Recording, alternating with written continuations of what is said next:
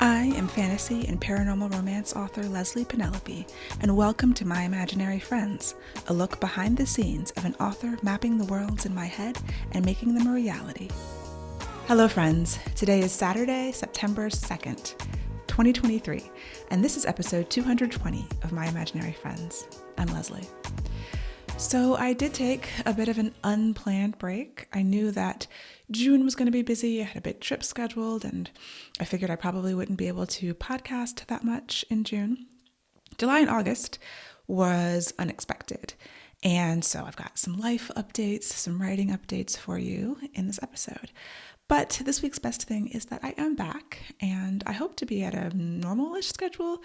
I'll have to play it by ear because of the life updates. So in my world, some pretty big things happened, and I'll try to get through it without crying. First of all, I do want to express gratitude. I'm healthy. My family is healthy. We're financially stable. I've got really great friends and a really great support network, and I have so much to be grateful for. So over the summer, my husband and I separated, and I actually moved from our home into a new apartment. I brought the two cats with me, Stokely and Sterling, and my husband kept the dogs. And so all of that came about pretty quickly. It wasn't something that I really was expecting, especially not earlier in the summer.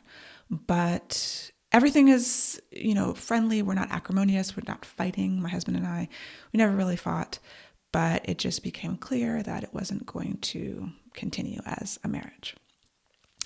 And so, it's been extremely painful. It's been, even though it has been one of the most friendly endings of a marriage, it's still heartbreaking, So that is the reason that I disappeared. I did not, however, stop writing. So my schedule was, I believe, let me check the calendar. The Black Towns book was due Tuesday, August 15th. I turned it in on August 14th, a day early. And a couple weeks earlier, my editor had contacted me and she was like, "Are we on schedule? How are you feeling?" And I was like, "Oh no, we have to be on schedule. This book is getting to you on August 15th because literally the next week I am moving." So I turned the book in on the 14th. On the 17th, the boxes were delivered. I was using these rentable, reusable crates to move everything in. Highly recommended. The next week, 7 days later, the movers came and moved me into my new apartment, which is very close to the house. That was last week. So I was able to write through very difficult circumstances. And I did want to focus on writing. That's what the podcast is about. It's why you're here. But also my journey, hopefully, can be helpful to someone. So there was a panel proposed at an upcoming conference that I'll be attending called Writing Through Adversity or something like that. And I was like, oh, because I have been able to write through pretty difficult times in my life. I think I've mentioned before, I was on deadline 2 weeks after having my surgery for my hysterectomy. And that was on me for not telling my editor anything about that because another emotional time. But looking back on, that was for Song of Blood and Stone, and I had to write the epigraphs, the chapter epigraphs. Over half of them were written while I was on lots of Oxycontin recovering from surgery. And I can't tell which ones, looking back, were, pre-surgery and post-surgery. Writing helped me deal with some of those, not just the physical recovery, but the kind of emotional recovery. Writing through the pandemic, I was on a deadline in a book due April 2020. And I mentioned this on one of my newsletters. So for me, writing helps me get through the really difficult times in my life.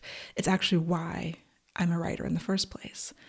I wrote as a child, very young, in order to be okay, in order to have a way to express my emotions and to have a voice that I didn't necessarily feel that I had in real life. And it allowed me to process my thoughts and emotions. It allowed me to escape difficult times in my life by, going into other worlds, becoming other people, living through the world, looking through someone else's eyes. It's incredibly helpful for me. Now, I know that's not the way for everyone. Some writers, when they hit a tough time, have to stop. They have to pull back. They don't have, their juice is being drained and used as fuel for the other areas of their life. And that's obviously completely valid. Like, every one of us is different. For me, I don't know what I would have done if I wasn't writing, if I wasn't getting up at 8 o'clock every morning or somewhere thereabouts and sitting down at my desk, getting on Google Meet with my friend and writing every morning and being on the deadline. I was taking steps early on to manage my stress. So I was meditating more, and not just the stress of the deadline, but obviously the stress of the life changes and situational depression and things like that. Trying to exercise more, focus on the things that will bring me through tough times. And writing is one of them. For me, I think it's just as important as exercise, because I actually do it a little bit more consistently. But I do think it's important for everyone to really know themselves and know at this time, if you're going through something difficult, is it a time to rest, to stop, to take a step back from the work? Or is it a time to lean in and lean forward and allow it to take you somewhere else? For those few hours a day that you're writing and focusing on the work, you're not focusing on other things, on personal issues that can be very painful and difficult. And that's kind of where I am. So I'm very grateful to have writing and to actually have the deadline to focus on. I took a week off completely afterwards. I was packing and moving during that week, and a little over a week. And then I came back with, this past week I've been working on just a low stakes short story, an experiment really to see if it's something that I'm interested in, that I like, that I can do. If I ever do release it, it would be under a pen name. So I might talk about that more in the future, but that was just resting in action. And I think I did a Footnotes newsletter about this. And if you're not on Footnotes, you should subscribe. I did maintain Footnotes to a certain degree. I was like every other week. myimaginaryfriends.net/footnotes, which is the newsletter for writers.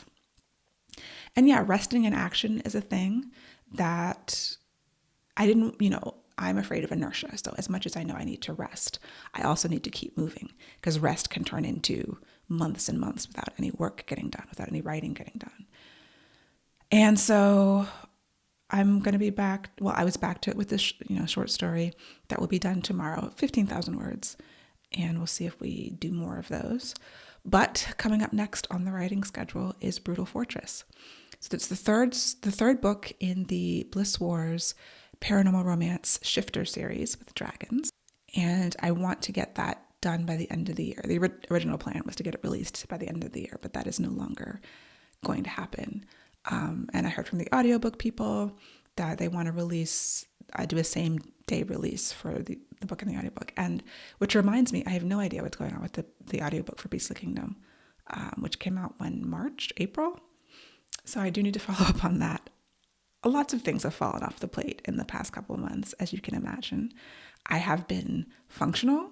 I've been showing up, answering emails within a week or two, and maintaining my business, maintaining just general life things for the most part. So I have been functional, but I haven't been hyper functional or effective necessarily. And yeah, things are scattered. So I have to start gathering things and making inquiries as to what's going on with this audiobook. They said 3 months. It'll be out at some point, and then somehow I will write Brutal Fortress. I do have some anxiety about it, about writing an actual romance in my current emotional state. So yes, writing is an escape, it's a release. But a lot of times our stuff shows up in the writing. I remember a few years ago, there's an author who is an auto-buy for me, who does paranormal romance shifter stories, usually an auto-buy. Sometimes I go in and out. And a few years ago, she was going through a terrible divorce, as it turned out, because her books got weird. They got kind of dark. She went into a different kind of, paranormal. And you could just tell something was happening. And I think eventually she talked about it on social media. And she was going through a terrible divorce. So that showed up in the writing. And then things got better. Oh, and as it turned out, she was in a new relationship and her books kind of went back to what they had been. So my fear is that, oh, I think I'm doing okay. Like I'm hitting this out of the park, and maybe I'm actually not. So Brutal Fortress, we'll see how that goes. I mean, I'm going to start writing it this week, go back into it. I have no idea where I left off on that first draft. I was fast drafting it when the edits came back on the Black Towns book, and I had to switch focuses. So this week will be about refamiliarizing myself with the story and hopefully gaining confidence in being able to finish the series, finish this trilogy well, tell the story that I'm really excited and have been since the first book to tell, but be able to write a romance. Wish me luck. There was a quote that came across my email yesterday, I think literally yesterday, that's been super helpful. And the quote is, "Whatever the present moment contains, accept it as if you had chosen it." And it's from Eckhart Tolle. And it just brought me a lot of peace. It was super helpful to think about it. Because I'm not in a moment that I necessarily would have chosen, but whatever the present moment contains, accept it as if you had chosen it. And, it goes on to explain that being in control of your life is an illusion. Like, as much as I'm a control freak, I understand that there is very little that I actually have control over in this world. And so that leads to anxiety and disappointment. Only through the acceptance of the present can we begin to overcome these negative feelings and enjoy wherever life has taken us, as if it had been our preferred path all along.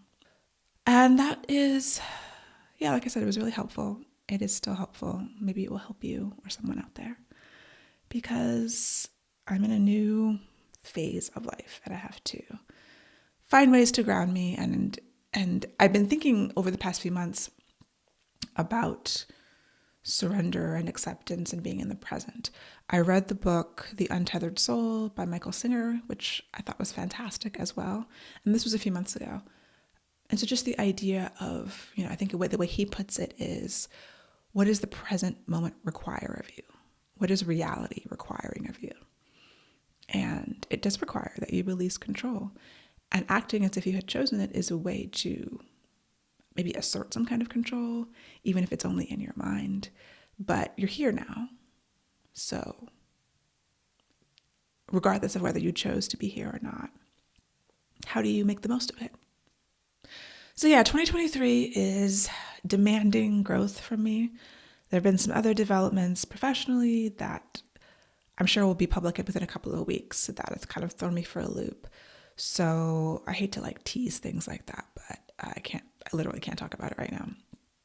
But soon, I'm sure I will be able to. And you just never know where life is going to take you. But overall, I am okay. And I can say that actually feeling okay, because for a long time I was not okay. If someone would ask me, "Oh, how are you?" And I'd be like, "I'm here and I'm functional." And that felt like a win, And I'm not okay all the time, but I am okay most of the time.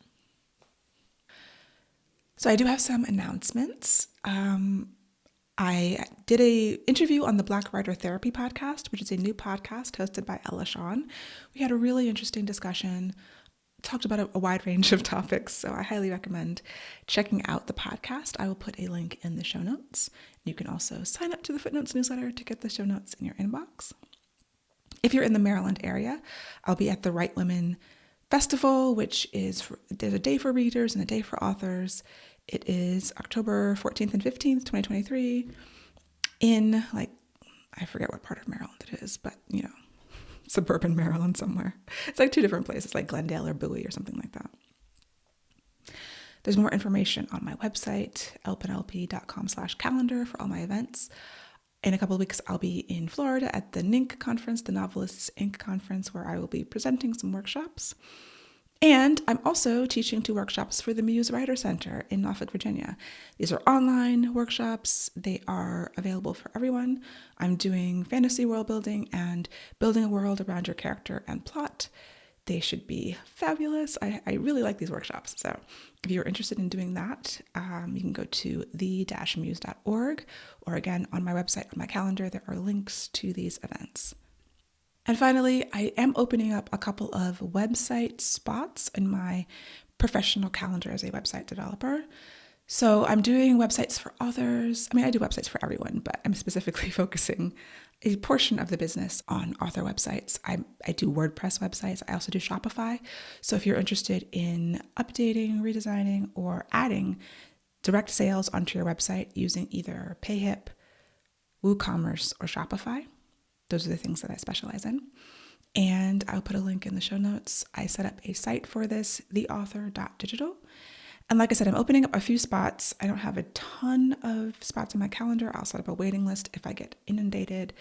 But yeah, I really would I have been wanting for a while to work on author sites specifically because they're fun and I'm an author and I feel like I know the space really well.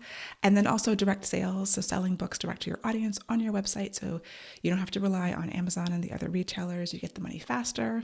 You're building relationships with your readers directly. A lot of people are talking about that. I happen to build e-commerce sites. I do Shopify, like I said, WooCommerce.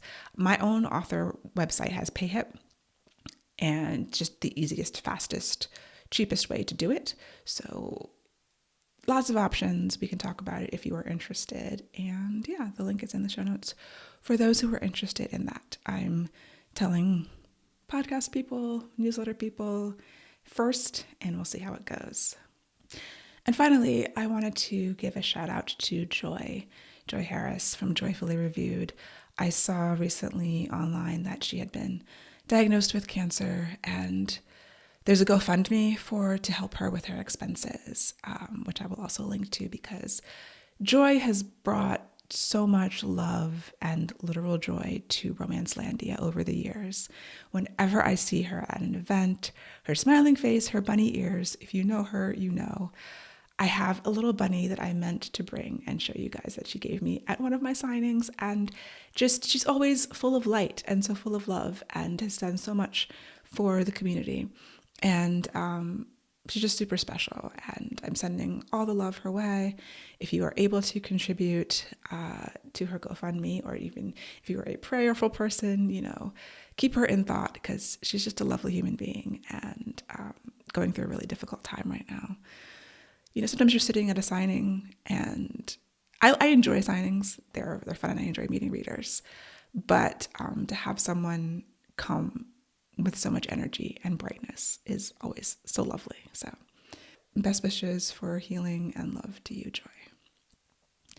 And that is it for me for this week. My goals for the week are to get on to Brutal Fortress and find the joy in the story, find the love in the story, hopefully disappear into the characters and just feel like I can do it justice. And I hope that you have a wonderful week, and I will talk to you soon.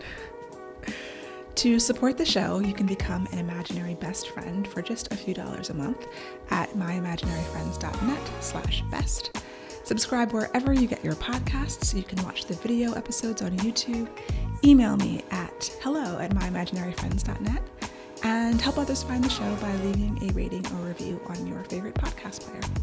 My Imaginary Friends is part of the Frolic Podcast Network. For more fantastic podcasts, go to frolic.media/.